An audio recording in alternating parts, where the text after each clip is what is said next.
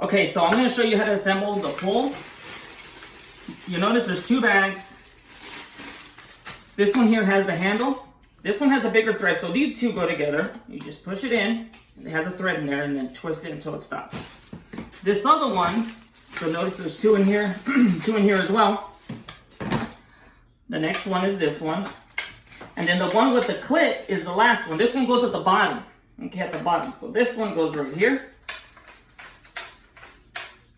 Okay, now, open the clip a little bit, extend the pole out, lock it in place. This one here, just straighten it out, okay, right there. Just straighten it out. Make sure it's a little loose. Put it down. You open the clip to extend it a little bit. Now this one goes in here, okay, so it's all the way in place, and you can feel it stop.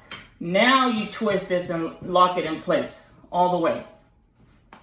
Okay, and there you go. Now, here you go, there's the mop head. And there you go, just like that.